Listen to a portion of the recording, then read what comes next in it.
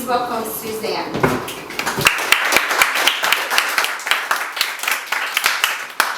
You can stand. Totally up to you.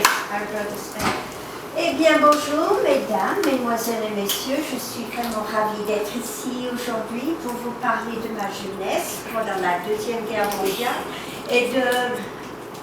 Oh. I have to speak English, don't I? Well, okay. I'm rather kind of a shy person, so you'll have to bear with me because then my English just goes out the windows and I have to struggle to find my words. If it was in French, I would be no problem, but in English, well, okay. I was very little, and it's mostly, you know, a few memories here and there that that I remember still to these days. And I had to ask my parents or my brothers and sisters to ask, you know, to fill in the gap. Why did we do this? Why did we do that? I didn't understand. One of them was... I'm going to steal this from you. Yeah. There we go. Otherwise I'll disappear. And let me add this, she's from Switzerland, but they moved at some point to France. Yeah, y'all just shift in for me in case there's any more distractions. Thank you guys. Perfect. Sorry. Like for instance, one of my memories was I was sitting in the back of my mom's bike and I was holding a big bag of clothing. And I knew we were going to, it was in the afternoon, we were going to a farm in southern France, to another farm. They had rescued two little girls that were Jewish, and the little girls, you could hide them in plain sight, meaning they would call the people mom and dad, and they called them by their first name, and it was like two more members that were added, and it was before the German ever came there, so they didn't know any better whether the child, the little girl, was Protestant, Catholic, or Jewish. And all of a sudden, my mom stopped, took the bike, went into the woods, threw the bikes down, threw me down, threw herself next to me, and said, "Don't say a word, don't move." And we stayed there for about until sundown. So it was at least 3-4 hours. I thought it would never end, especially when you're just like 4 years old. You kind of say, "Oh, Mom, I want to go, what's going on?" So one day at the table, at the dining room table, some 10 years later, I asked, why did we do this? Why did she throw me on the ground? And I got kicked under the table by my dad, and he changed the subject and went on. But after the meal, he took me aside and said, "Don't you ever ask your mom any question about the war." And she had seen a lot that was still kind of bothering her, and they didn't want her to go back to a depression or whatever. What did happen is, in 1944, the German was still looking for all the Jews and all the people that would expect to be too much intelligence, or they were working with the underground, and they wanted them out of the way. So every so often they would take kids, women, put them in the church, set the church on fire.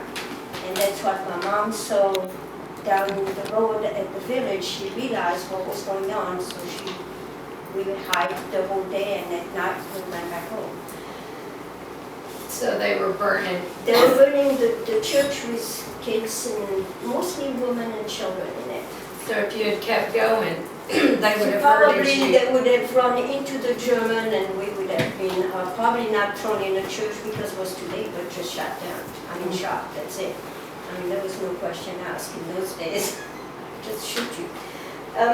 Okay, my dad was in his mid-30s when the war started. He was an engineer and an architect.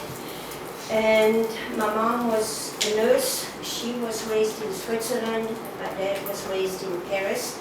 His dad was a pastor, and his grandfather was a pastor, and his great-great-grandfather was a pastor. It went down generation after generation. When the war started, of course, architect building was, there were more coming down and burnt and bombed. So he went in a factory and built airplanes. So the French, the American, the English could have airplanes continuously to try to fly and destroy the enemy. But pretty soon I have an uncle who was a colonel, and they asked him if he would go in the maquis, which is the underground. And it's very dangerous, because if you're on the front line, I mean, you get killed, yeah. But just you, your family is back there and not survive. When you work with the underground, if by any chance they catch you, the whole family is destroyed. He accepted, and from Paris we moved to southern France, southwest of France, near Bordeaux, and moved into a farm. The Germans were not yet around, and just before they were moving in. So my parents had a couple, maybe few weeks to learn what to do with a farm. Both of them came from kind of well-to-do family. They never lacked anything, and all of a sudden to be thrown in a farm with no electricity, no running water. You have to raise cattle. We had 3 cows, 2 pigs, a cat, dog, ducks, chicken, and geese. Goose. Yeah, 1 goose. And they had to learn how to plant. The crops were tobaccos and potatoes. And you can remember that with potatoes because it meant a lot in those days. Potatoes, potatoes, potatoes. And of course, vineyard, Bordeaux, maybe you heard of Bordeaux, it's a wine country. Some of the best wine in the world were made and are still made there.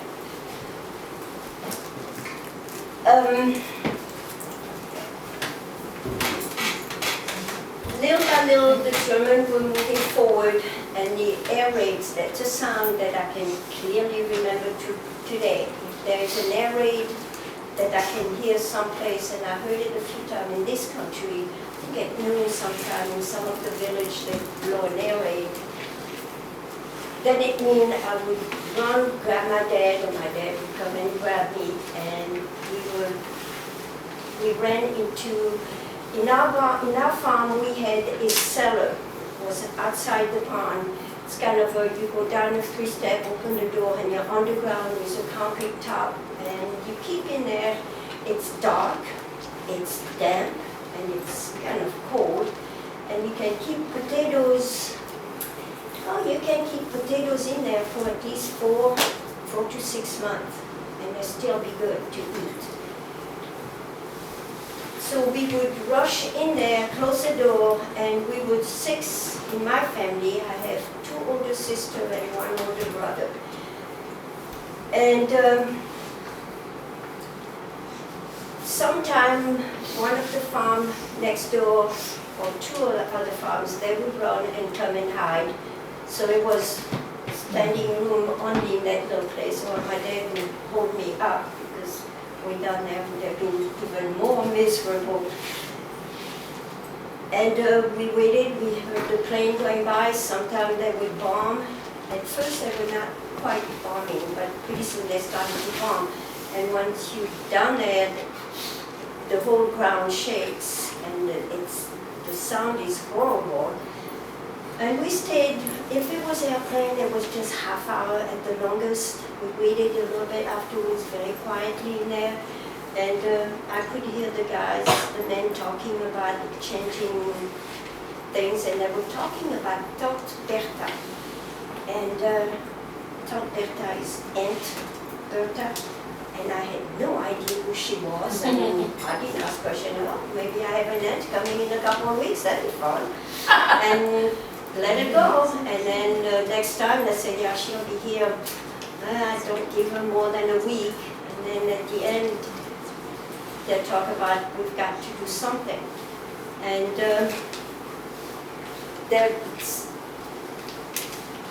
then we heard the bombing, the air raids wouldn't go on anymore. We didn't have any more. The planes were further north. But we knew my dad would know, and he would grab all of us, and we'd run in that cellar, cover everything, no lights, no nothing, be very quiet.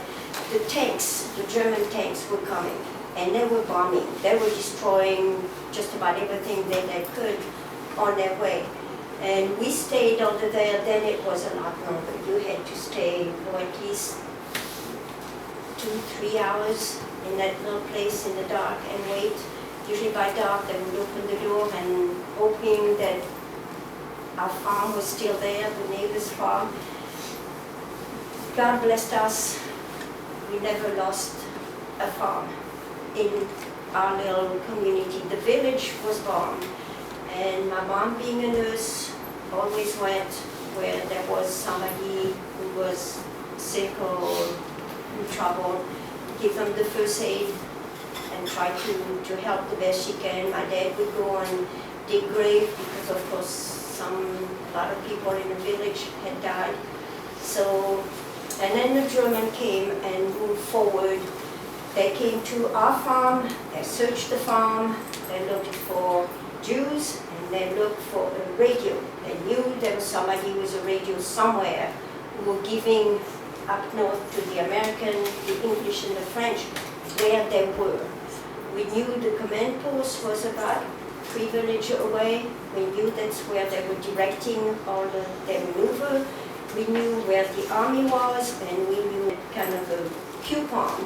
And we were allowed to a little flour, sugar, kind of a big square soap that you use for the laundry or to wash. And what else? There was not much else. We could grab bread. Now bread is something else I have for you. Bread, the bread, of course, there was no preservative. The dough had waited, it was hot, so it was already a little rotten. They would bake the bread, and we would have a bread about every 3-4 days. And my mom would cut it and kind of keep a little bit for every day. And sometime on the 3rd day, the bread, you could see the green growing on it. So my dad would take that part off, and we ate it. I mean, it was bread. It was, we tasted. I didn't especially care for it. Let's put it this way. And to my surprise, I come to this country, and guess what? You sell sourdough bread. And somebody offered me sourdough bread, and I tasted it, and I just about let it out. Ooh, was it bad? And it just, all the memories of that bread, and ooh, that was terrible. How can you guys eat sourdough bread? I don't know. We had basically 4 meals a day. Breakfast was boiled potatoes, and sometimes my mom would warm them up, so we had a hot breakfast. Lunch was fried potatoes with a little grease that we could get, and onions, and that's about it. At 4 o'clock, when the kids came home from school, I didn't go to school, I was too little. But for my brother and my 2 sisters, you have usually a little treat, because supper never came before 8 o'clock that night. So it's a long, between noon and 8. At 4 o'clock, you had a little treat. And guess what? It was potatoes. Slice them long way, put a little sugar on it. That was good. And then supper was a potato soup, basically, with vegetable cooking in it. The soup in that farm, we had in the main room an enormous fireplace with an arm, metal, that you can turn, put it over the fire with a chain and a big pot. And my mom would cook from noon on. She had a pot of soup cooking. And that's one way we could stay warm, is to stay in that room with a stove, a fireplace going on, and a soup cooking with bread. Sometimes it was good, sometimes it was not good. And in the kitchen, this farm was kind of special, and none of you will like it. In the kitchen, there was a back wall, and you could take the panels from about this tall to the ceiling. You could take those panels off, and the cows were right there, eating the hay. So you were with cows, basically same room. They kept us warm though. That's why they did this. It's strictly for the warmth from the cow. They breathed, they were warm, so we could stay warmer. So we had no electricity, no water, and we ate everything that was put on our plate. Mom knew better. She came, I would go in the evening with my little bowl and she fills it. We did it sitting on a little bitty stool in front of the fire. And usually we finished everything that we had. If there was any leftover, it was kept. We never throw away any food. Even 10 years later, we moved to Switzerland. Mama never threw away any food. If there was any leftover on our plate, we had to finish everything we had. She never gave that much, so it was easy to finish it. But the rest, she would keep it. We didn't have a refrigerator, but there was kind of a wooden box outside on the window. She would open the window and grab it. It stays cooler. Switzerland doesn't get all that hot. And at the end of the week, she would mash it all up together. And we had on Friday or Saturday night, we had a soup with all the leftovers. I carried that tradition with my family, and even today we don't have kids, but he has to eat on leftovers. We did it usually it was Saturday night, but with modern technology, I would put all the leftovers in a skillet and warm it up. Now you even have microwaves, so I put 2 or 3 in the microwave, fried, leftover potatoes or noodles or meat, whatever, and we have one meal with all the leftovers. You never. That's the way I was raised, that we never throw food away. To me, when I see people just going scraping their plate onto the garbage, it's still kind of, don't do that.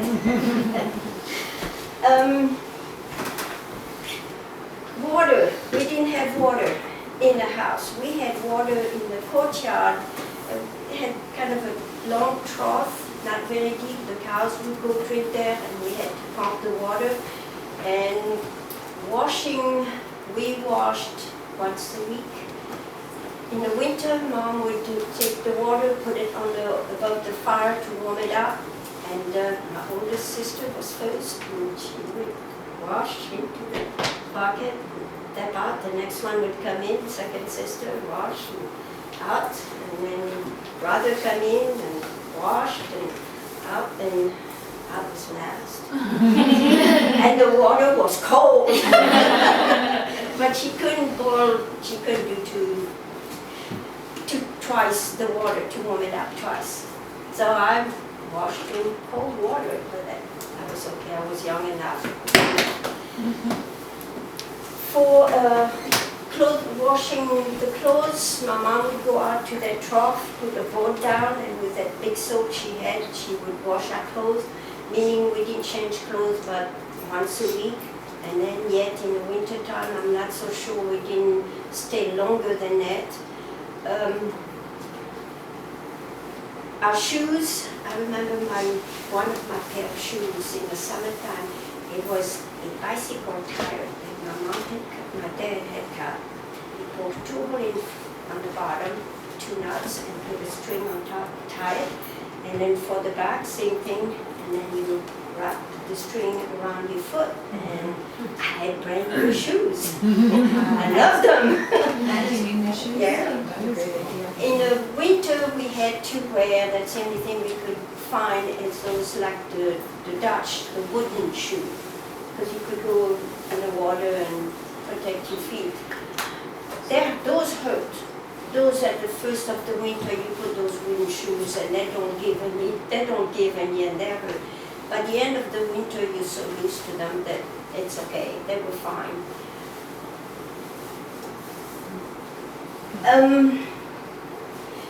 As I said before,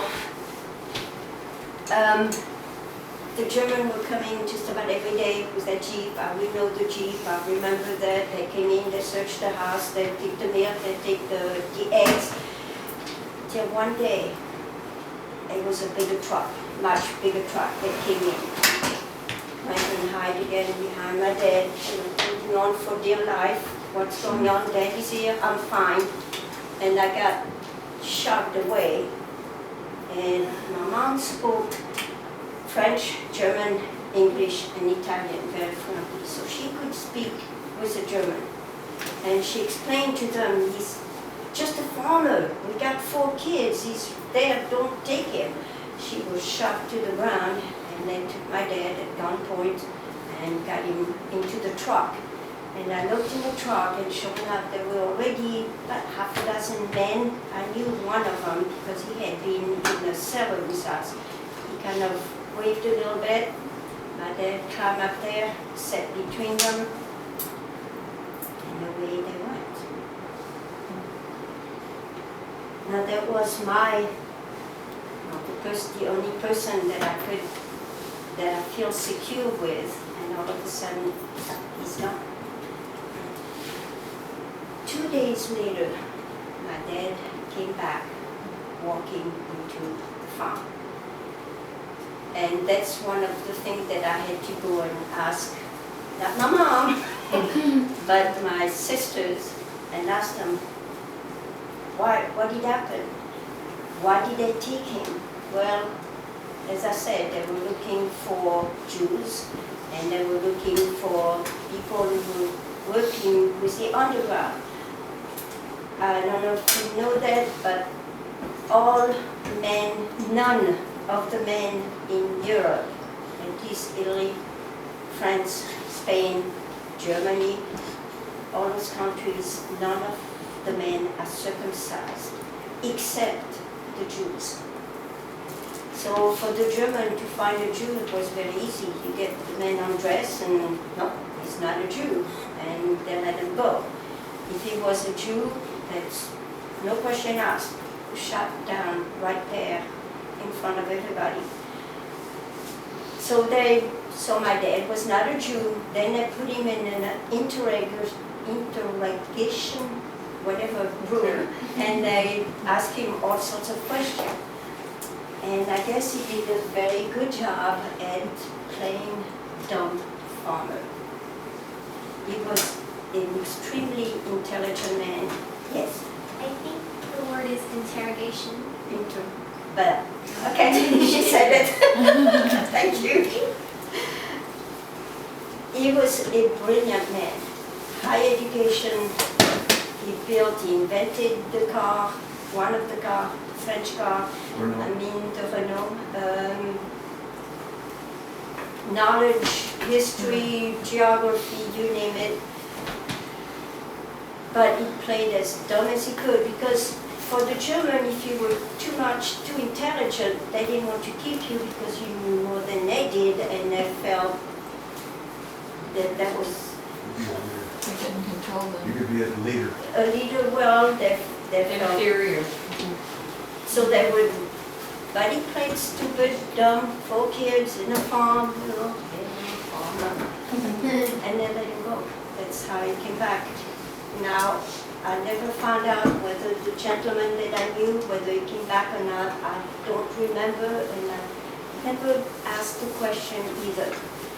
How many of those guys who were in the truck came back? I don't know.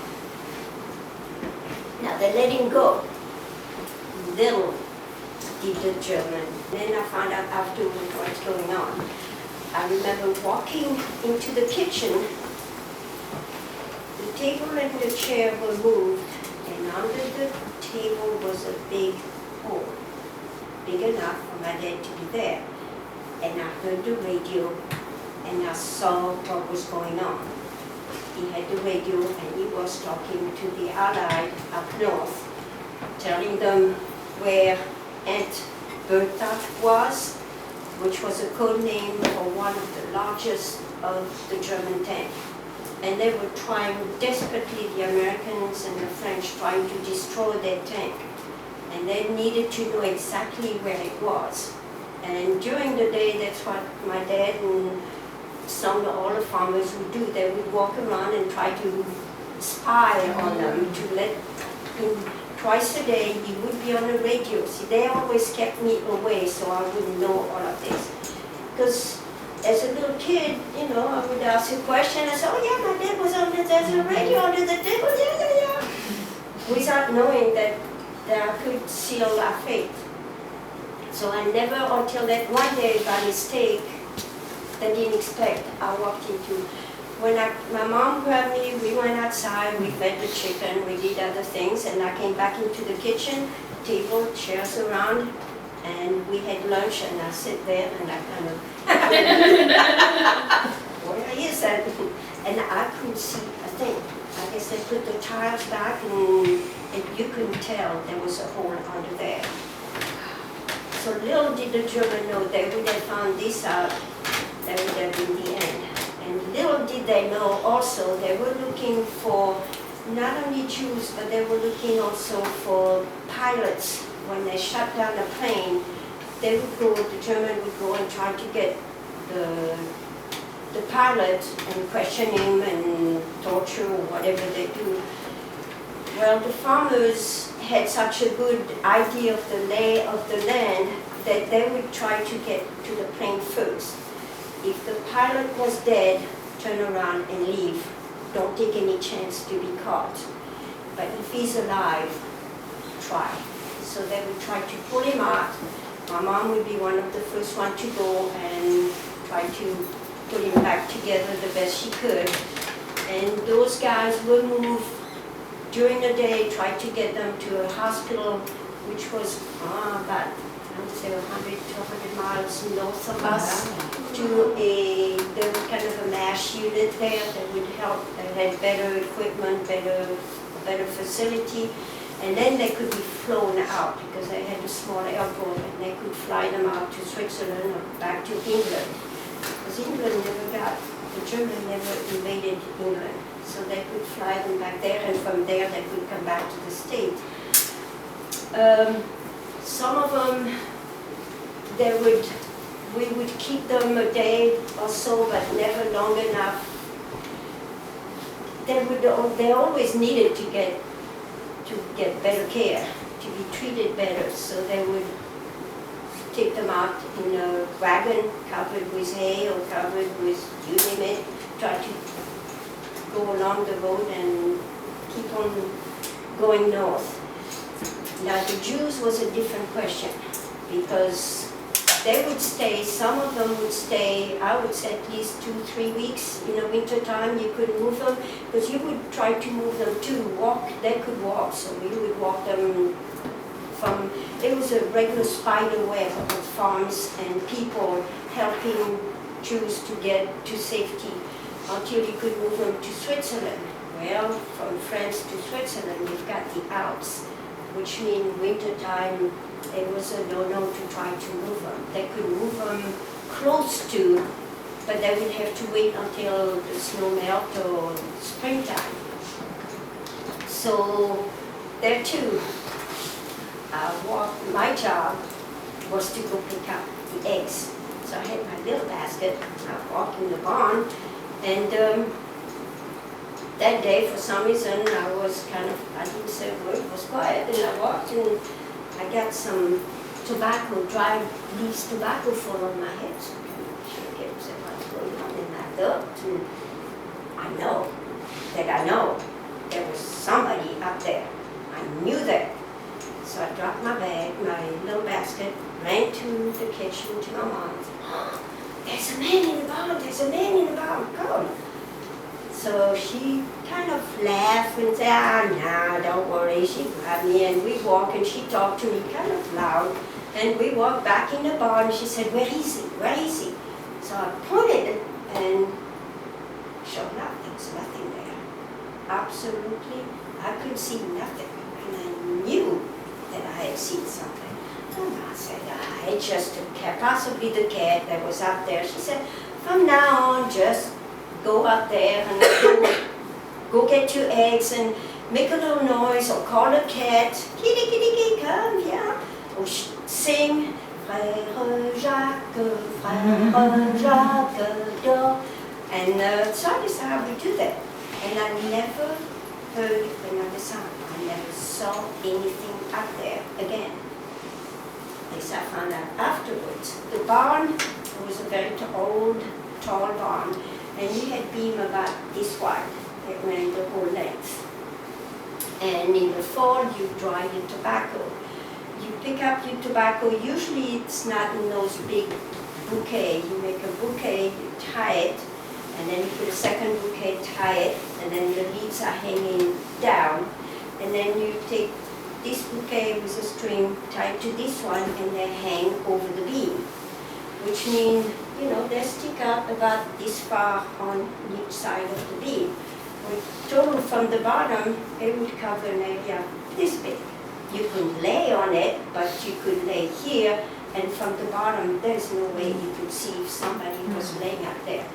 And during the day, they had to stay extremely still, just in case a little bitty girl comes in and, well, he didn't hear me. That was my fault. I didn't know. He didn't hear me, and he turned and moved, and the dried leaf came falling on me. And that's where they stayed during the day. At night, they could come down and have food, would feed, my parents would feed them. So little did the German know what was going on in this farm, and all the chances that my dad took by being on the radio twice a day and hiding pilots and Jews. Now, to finish this, I will give you a little bit of my testimony. My dad was everything for me. I could always go to him, and I could always, I felt secure, I felt protected, I felt love, I felt anything that a little girl could ask. My dad was always there for me. And some 30 years later, we was married, lived in Louisiana, Missouri, and our daughter was in Switzerland over my parents. Our son was in the camp, summer camp. His parents were on vacation. There was no cell phone in those days. No way I could get in touch with him. And he was in a hospital dying. And what do? I was all alone, no friend, nobody to talk to. He had been bitten by a copperhead, which usually is not a deadly poison, but to make sure they gave him the anti-venom, and he was highly allergic to that. And he had hives inside and out, which you itch and you swell, and you couldn't breathe. And as soon as it was enough, they give you a shot and you would deflate. And that night I went home, after 2-3 days went home, and here I was at the house. I had absolutely nobody. And I felt so lonely, and I started to cry. But I remembered something from school. School in Switzerland, you have to take religion class. It's a must. I mean, you have to pass an exam at the end of the year, and they ask you questions from the Bible, and you have to pass. If you don't pass it, you have to redo the whole year. You have 2 that you have to miss, and if one was religion, too bad. You do that 5th grade again. And I remember here in the New Testament, they said that God was your heavenly Father. And I leaned on to this and put my hands out. I said, God, if you are my heavenly Father, I need you right now. I'm all alone. I don't have my earthly father close to me to protect me, to hold me, to make me feel better, safer. I need you to come right now. And I felt such a peace coming over me. I felt secure. I felt like everything is going to be okay. just hang on. And that's how I met God, not with head knowledge, which I had plenty from school, but I knew heart, God in heart. And that's about all I have. If you have any question. Okay. So you said y'all had like 3 weeks to learn how to be a farm, I mean, and then what? And then the Germans started coming, or? Yeah, so you had to be, because if you're a city girl working in a farm in a German camp, right away they would know, hey, you don't belong here, what's going on? Then they would have doubt, what are you doing here? Right. But I mean, did y'all know it was only 3 weeks, or it just turned out It just turned out to be. Yeah. They sent us down there, sent my dad down there, knowing that he would have a little time to get acclimated,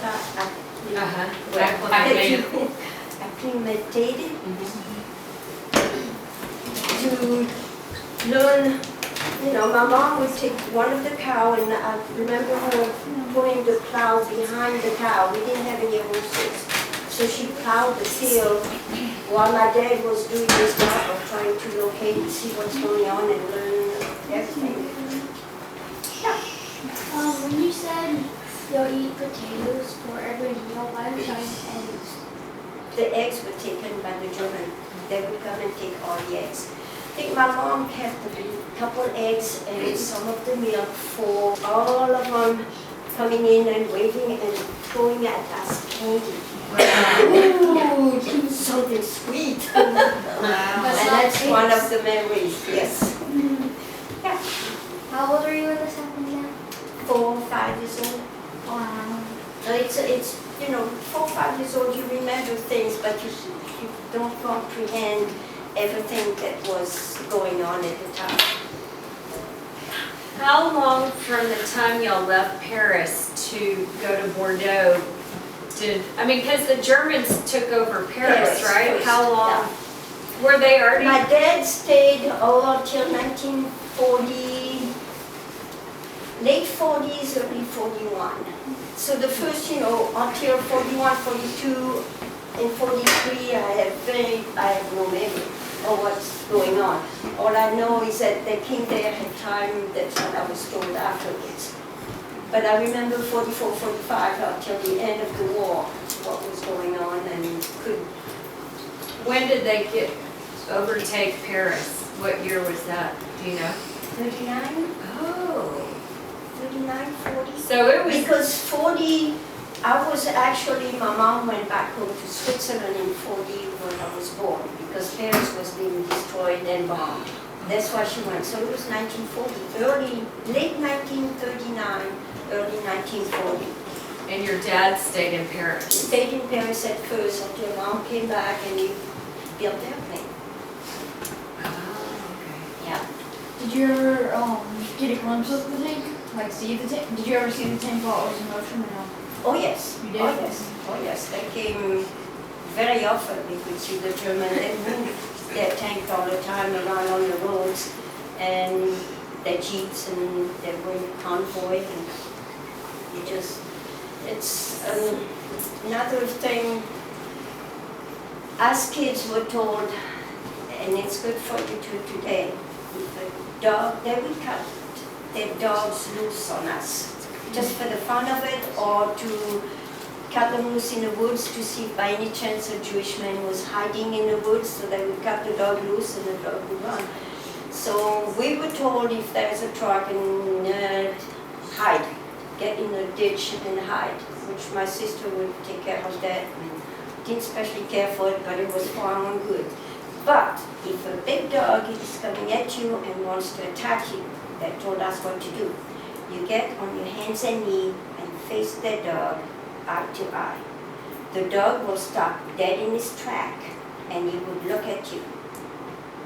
And you have about just a few minutes before the dog realizes what's going on. But at first he's not used to see, what are you? On your hands and knees and the same height as he is.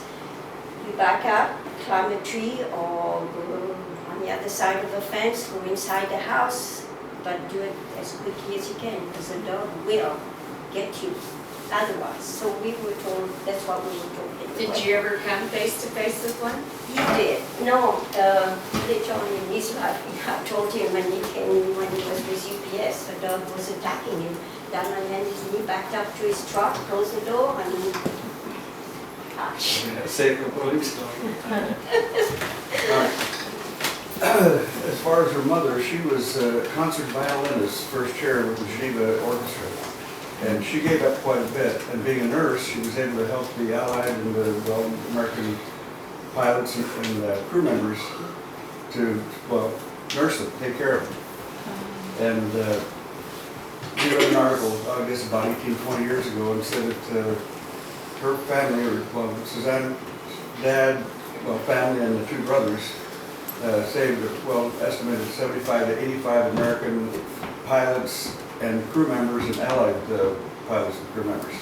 And they also estimated around 100 to 200 Jews, moved them to safety.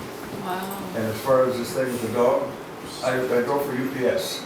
And I got out of my truck one time and started walking toward a farmhouse. Here came 3 dogs. And, well, I just dropped the boxes, got on my knees, and they all stopped, like she said. And you got 2 or 3 minutes. I just crawled backwards. I kept, so I could keep an eye on them. And I got back in my truck, and I drove over near the boxes, and I reached out and got it, and then left the packages in town, at a restaurant, I think it was, and said, come and get your packages. But it works. And they just don't know, what is this person doing on their hands and knees? Yeah. What was the longest time that you had to stay and hide in the church? As far as I remember, it was like 5-6 hours. And it's a long time when you're 4-year-old. Tells you what. Feel like never. Yeah. Did you ever have your own pet? Yep. Pet. That's what it is. Yeah, I did. I said goose. You had to mention it. Yeah, I had a pet goose. First time my mom gave me my potatoes to go out and I was eating, and of course the goose, I was about this tall, so the goose is about that tall too.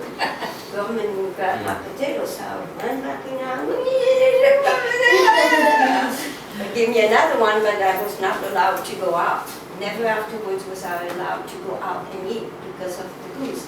But that goose, for some reason, was my best buddy. Every place I went, the goose would go with me. Well, remember I was little, so the head of the goose was right there, and we walked together. And turn around, look at me, and I look at her, and turn around, and no, there was my pet goose. Every place I went, every time I go outside, the goose. When I went to the barn, sure enough, the goose was right there with me. Did y'all eat their eggs? Yep. There's a goose liver. Oh, yeah, pate. That's what my mom was doing, and you get, there was like, for a little bit like this, you get close to $100. And in those days, there was, we could use it. Oh. It's a very, very cool. I don't think, I understand, people who said it should be done. It is delicious, but it's too cruel. It's extremely cruel. Well, since the goose followed you around, and since that goose was your friend, geese can be really, what's the word? Vicious? Yes, vicious. They are very vicious. And for some reason with this one, she walked with me every place. Yeah, a goose can break, on a child, can break a bone just with the power of their arms or their beak. They grab you. They're very dangerous. The moral of Yeah. the story is, Wait. feed a goose once and you got a friend. Yeah, exactly. Well, too, I was so little that they didn't look at me as an enemy or was threatening at all. Yeah. Was your mom the only one that could speak German? Yep. She spoke German, she could, and that's why she stayed most of the time with my dad, because most of the time he spoke to the English. England is calling the French, England is calling the French. The French speaking, so if by any chance you couldn't understand something, my mom was there to help translate whatever they were saying. Most of the time the French was speaking to the French and they communicate with Paris or wherever they were, the other end of the radio was. And your dad spoke Just French. Well, he could speak English if you talk about a car, pieces of a car, you know, the muffler, the this and that. This is because all the manual for cars were in English. There was none in French. It was very strange. So if you talk about a car, he knew all the name of the part of the car in English. That was his English. So, yeah. Did you ever witness like them working or going to rescue a pilot? No. Did they do that, I mean, just as it fell? I mean, not under the cover of darkness or anything? No, as it fell. As it fell. So they could tell, you know, right away if they think the person, the pilot was dead, to not go. Because the German had a harder time because they had to go, you know, 4 or 5 or more, and they had to get dressed and so on. The French knew exactly where it went down, Oh, right. and they knew the land, they knew where, and they could retreat on. Did y'all have weapons? Did you take weapons off the planes? And because they came and looked at your farm, so. Yeah, well, and then they would have known, you know, the guns were missing or Oh, something was missing. yeah. Somebody's got it. They knew already that we took the pilots, so they would come and look for them. And as far as I know, God blessed my family. We never, my whole dad's side family, we never had, they all made it to the end of the war. All our homes were never destroyed. Felt like really God had his hand over us the whole time. Susanne has about 250 to 300 years of pastors in her background. That's from the Reformation.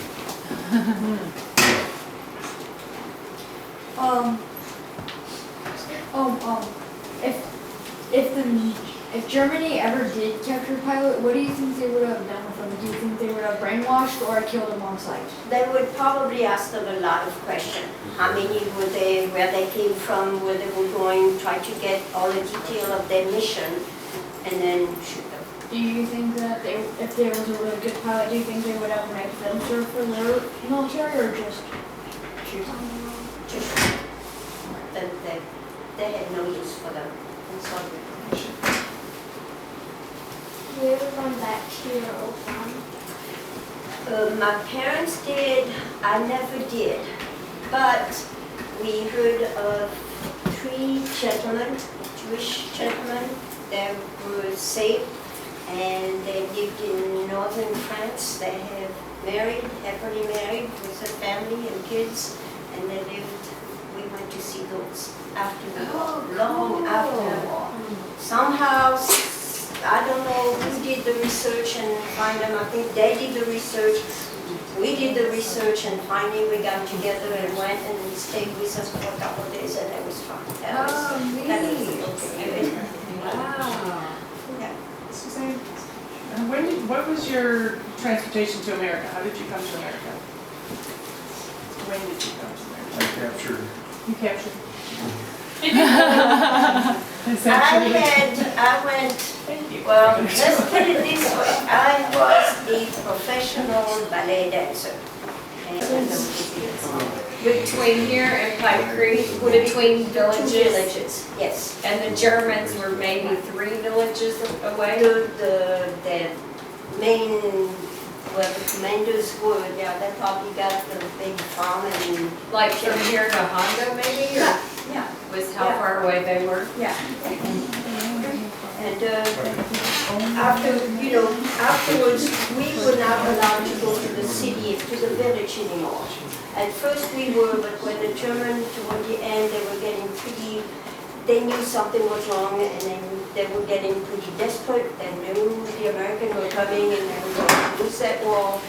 So they take, my parents didn't want to take any chance of sending us to the village, just in case something goes wrong. They would go, German would go house to house. And of course, you know, for no reason, if they suspected anything, bang. And then they out of the house and go to the next house, and that's, the sound of just one shot.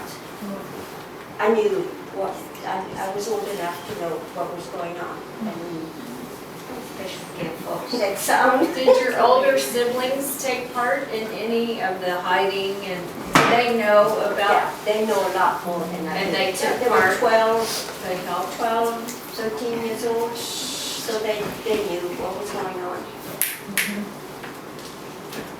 Do you remember how you found out that the war had ended?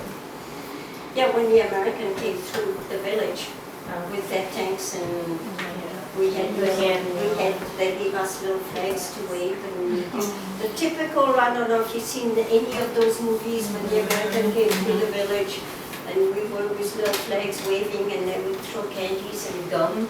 Never had gum before. That's one I took, and I swallowed it, and I was like, don't you do that. I didn't know better. What made you decide to come to the United States? Guilty as charged. Guilty as charged. Schools in, let's say I'll go France and Switzerland were pretty close in those days. You go from 1st grade to 7th grade. On the 3rd grade, you start in Switzerland, you start with German. By the time you get to 7th grade, you learn Italian, because Switzerland has 4 different languages. Switzerland is the size of about Rhode Island. It's a very tiny, tiny little country. But there's 4 different languages. Sometimes the whole town is cut in two. You live here, but you go to this school, and this school is in German, and you live on the French side. So, you learn, you speak French, German, and Italy, Italian on the south end. And then you have a 4th language that very, very few people speak. It's called Romanche. And if you hear it, it sounds like Latin. Like if you hear, a mass in Latin, that's what it sounded like. I don't know where it comes from.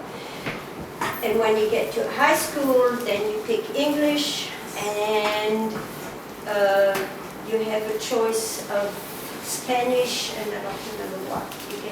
But by the time you graduated from high school, or it's a couple of years, you have high school goes, you usually 18 by the time you graduate. You have, of course, French, German, Italian, and English. You have at least 4 very fluent language.